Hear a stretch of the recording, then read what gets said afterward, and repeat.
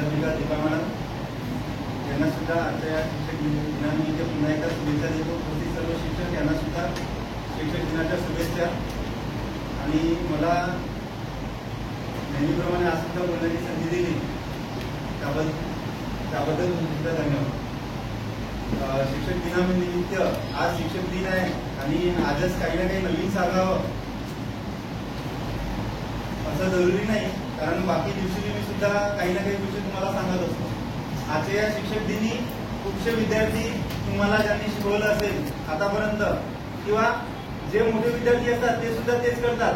शिक्षक दिवसाच्या दिवशी व्हॉट्सअपवर आपल्या शिक्षकांना फोन करतात किंवा मग मेसेज करतात आणि शिक्षक दिनाच्या शुभेच्छा देतात. आज सगळीकडे फक्त शिक्षक कोणत्या दिवशी आठवतो आपल्याला 5 सप्टेंबरला, बाकी दिवशी शिक्षक आठवत नाहीये. ठीक आहे, शिक्षक म्हणजे फक्त शिकवणारा नाही, खरे शिक्षक खरे तुमच्या जीवनाचे शिल्पकार तुमचे आई वडील आपल्याला कधीच आठवत नाही. आपण आजच्या जनरेशन मध्ये आपण जसे मोठे होतो आणि आपल्या जीवनामध्ये खूप मोठं झाल्यानंतर आपण आपल्या फॅमिलीमध्ये इतकं गुंतून जातो की आपल्या जीवनाचे जे खरे शिल्पकार आहे, जे आपले आई वडील आहे, त्यांना आपण विसरून जातो. खूपशे मूवी बनतात याच्यावर. आणि आपण ज्या भागामध्ये असतो त्या भागामध्ये आपण आपल्या आई वडिलांचं कॉन्ट्रीब्युशन आपल्या लाईफमध्ये, आपल्याला एखादी जर चांगली जॉब मिळाली आहे, आपण एक समाजामध्ये प्रतिष्ठित व्यक्ती बनला आहोत, तर ते फक्त आणि फक्त आपल्या आई वडिलांमुळे.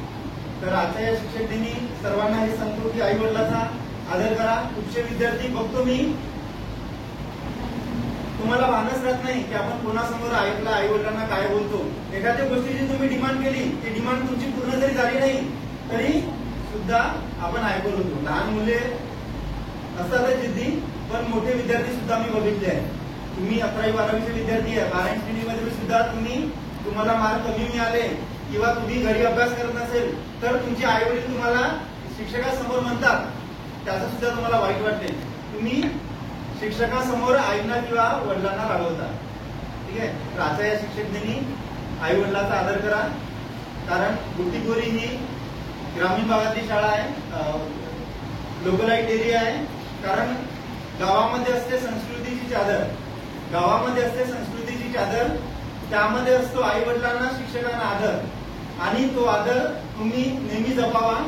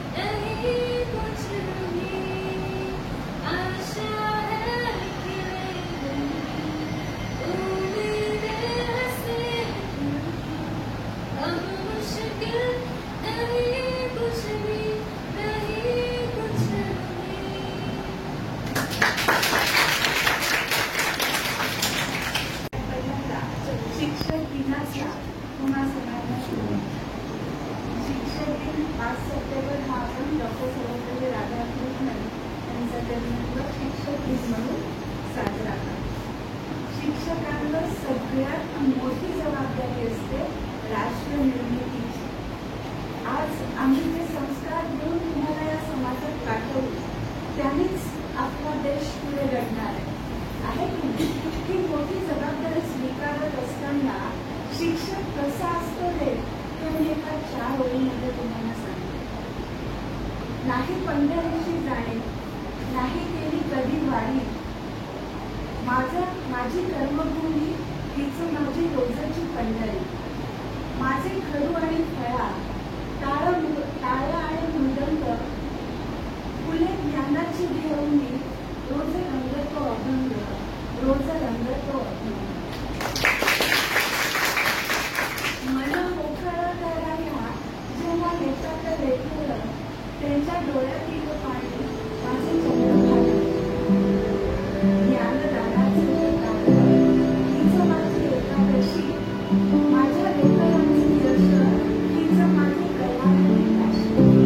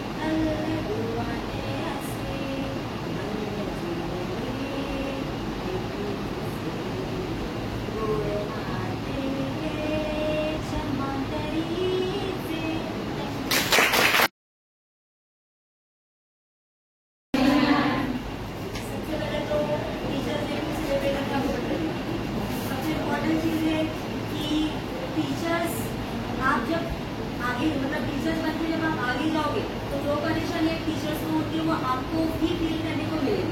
सबसे इम्पोर्टेंट चीज़ है कि हमारे लाइफ में मैनर्स आना बहुत ज़रूरी है, ठीक है, क्योंकि हम इसी स्टेज में मैनर्स सीखते हैं 12th तक। क्योंकि इसके बाद जब हम सीनियर कॉलेज में आते हैं तो हमें कोई पूछता है कि आप क्लासेस करो या ना करो, पढ़ाई करो या ना करो, कोई बोलेगा नहीं। लेकिन 12th तक आपको मैनर्स पढ़ा जाता है, किस ना कैसे बिहेव करना है वो भी पढ़ा जाता है, ठीक है। इवन आपको अपने एम को और अपने फोकस को, अपने टारगेट को कैसे अचीव करना है इसके बारे में भी नॉलेज दिया जाता है। इसीलिए फर्स्ट स्टैंडर्ड से लेकर 12th तक का जो सफर होता है वो बहुत ज्यादा हमारे लाइफ में इम्पोर्टेंट होता है, ठीक है, क्योंकि इसी में बहुत सारी चीजें हमें सीखने को मिलती है। इसके बाद आप जैसे ही आगे जाते हो 12th के बाद, आफ्टर 12th जहाँ पे भी जाओगे तो ये मैनर्स आपको काम में आते हैं, ठीक है। और इसीलिए मैनर्स होना बहुत ज्यादा जरूरी है। बस इतना ही बोलना चाहूँगी, ठीक है।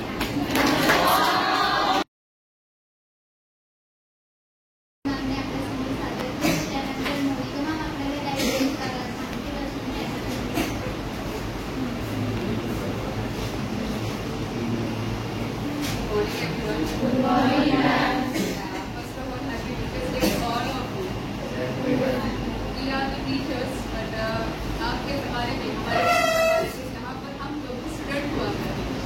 But foremost and the most noticeable thing is that उस ज़माने में स्ट्रिक्टनेस बहुत ज़्यादा था। जैसे हमेशा आपको कहती हूँ कि जहाँ पर टीचर्स से इवन आई कॉन्टैक्ट मेंटेन करने में भी डर लगता था। और कहीं ना कहीं वो स्ट्रिक्टनेस आज हमको काम में आता है जब हम बड़े होते हैं, हमें मैनर्स सिखाया जाता है।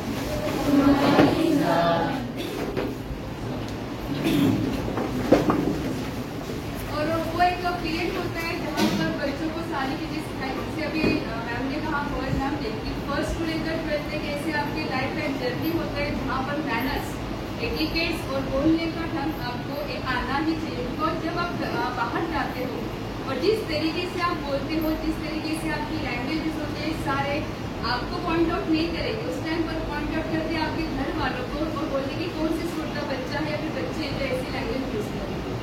कहीं ना कहीं manners, etiquettes, these all things are to matter in everyone's life. वो जो स्ट्रिक्टनेस है, वो जो डिसिप्लिन है, कहीं ना कहीं हमें थोड़ा सा अच्छा नहीं लगता कि इतना डिसिप्लिन क्यों होता है, इतना स्ट्रिक्टनेस क्यों होता है। लेकिन जब आप जिंदगी में आगे बढ़ते हो end when you face the challenges in your life, क्योंकि डिफरेंट स्टेज पर डिफरेंट चैलेंजेस जब आप फेस करोगे तो कहीं ना कहीं वही जो डिसिप्लिन है, वही जो एटिकेट्स है, वही जो मैनर्स है, वो कहीं ना कहीं आपके काम में आते हैं। इसलिए always respect your parents, always respect your elders, even teachers also. और ऐसे कहा जाता है कि there is no retake in real life. एक बार आपने जो बात कह दी, एक बार आपने जो वो काम कर दिया, शायद से वो बात, वो पल फिर से आता नहीं है। इसलिए जो भी करो सोच समझ कर करो और अपनी जो लाइफ है, enjoy your life, it doesn't matter, ठीक है। आप अपनी लाइफ एंजॉय करो, एट द सेम टाइम आपको जिंदगी में क्या बनना है, जिंदगी में क्या हासिल करना है, वो सबसे पहले डिसाइड करो। क्योंकि फिर से कह रही हूँ, there is no retaking real life, ठीक है। Thank you.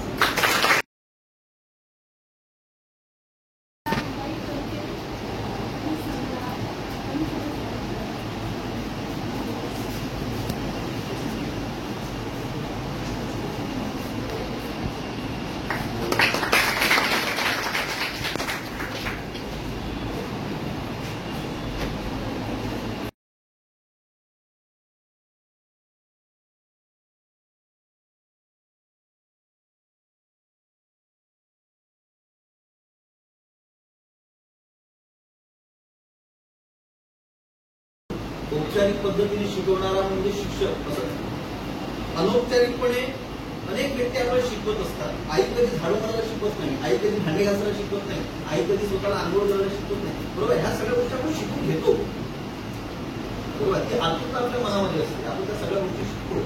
माझं हेच मत आहे की तुमचा नजरिया जर, म्हणजे तुमचा दृष्टिकोन जर लोकांकडे बघण्याचा चांगला असेल आणि तुम्ही समाजातल्या जर चांगल्या गोष्टी संपादन केल्या तर तुमचं एक उत्तम व्यक्तिमत्व बनेल। आणि जर तुम्हाला चांगल्यामधून तुम्हाला फक्त वाईटच दिसेल, जसे अनेक मुलं येतात, ठीक आहे, सर मलाच पनिशमेंट दिली, याला नाही दिली, त्यांनी नाही केलं, बरोबर आहे। काय केलं आपण, इथे निगेटिव्हिटीज आहे, बरोबर आहे। तुम्ही स्वतःची चुकीकडे दुर्लक्ष करून तुम्ही शिक्षकांच्या चुका दाखवलेल्या आहे की सर दोघं जण होते, मला पनिशमेंट दिली, होऊ शकते।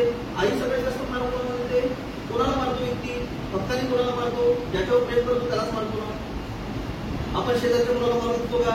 नाही म्हणू शकत. पण आई घरच्या मुलाला मारते ना, मग याचा अर्थ काय किती प्रेम करत नाही का? बरोबर आहे. मी तर नको, ज्याला जर कुणी जास्त रागवत असेल तर शिक्षक त्याला खूप रागवत असेल, बरोबर, त्याला खूप पनिशमेंट देत असेल, माझ्या मते त्या शिक्षकांमध्ये तो विद्यार्थी खूप आवडीचा आहे. शिक्षकाला मनातून वाटतं की नाही तो योग्य झाला पाहिजे, दुरुस्त व्हायला पाहिजे. बरोबर आहे. आलं का लक्षात? तुमच्या क्लासमध्ये आहे कोणी असं? ठीक आहे, असं वाटतं. आणि असेच विद्यार्थी जीवनामध्ये टिकून राहतात. असेच विद्यार्थी 12वी नंतर जेव्हा काही ना काही करतात ना, तर हेच विद्यार्थी शाळेमध्ये भेटतात. ज्यांना आम्ही वर्षभर चांगलं म्हणतो, हा खूप चांगला विद्यार्थी आहे, चांगले आहेत ते, वाईट नाही आहे, ठीक आहे, परंतु तेच विद्यार्थी भेटायला येत नाही. 2-3 वर्षानंतर सर आले, सर कशा तुम्ही काय आहे, काय सवय तुझं, ठीक आहे. पण जे विद्यार्थी बदमाशी करतात, जे विद्यार्थी अभ्यास करत नाही, सोबतच जे विद्यार्थी मिळेल आहे किंवा जे चांगली आहे तसे अनेक विद्यार्थी आहेत ते नेहमी येऊन भेटतात. ठीक आहे, आम्हाला खूप चांगलं वाटतं. बरोबर आहे. मी मागे नेहमी उदाहरण देतो, मला त्या आजही एक नायडू म्हणून विद्यार्थी होता, तो आता चायनाला आहे, त्याचा आजही फोन येतो त्याचा 5-6 महिन्यातून 10 महिन्यातून, सर कसे आहे. तो आंध्र प्रदेशचा आहे, पिंपरीवाला डिरेक्ट नाही त्या भागामध्ये राहतो. ठीक आहे. कोरोना काळामध्ये त्यांनी सुद्धा फोन केला होता मला, सर कैसे क्या इंडिया में, तो यहाँ पे सब फंसे हुए हैं, यहाँ से ये हुआ है, तो अभी इंडियन गवर्नमेंट ने प्लेन भेजा है, हम उस प्लेन से आ रहे हैं. तर असे काही विद्यार्थी आहेत, काही मोठे झाले आहेत, काही पोलीसमध्ये झालेले आहेत, पुण्याला आहे, कुठे आहे, भेटतात, तरी फोन करतात, खूप चांगलं वाटतं. बरोबर आहे. तर हीच आमची खरी गुरुदर्शन आहे.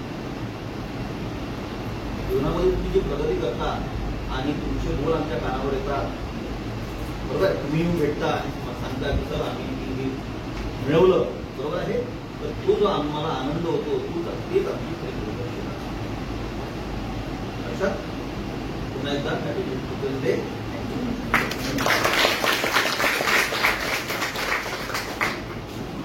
प्रवीण सरने पण आपल्याला खूप छान असं मार्गदर्शन केलंय. त्यानंतर मी यशस्वी मॅमवर होते, त्यांनी पण आम्हाला काही सांगावं.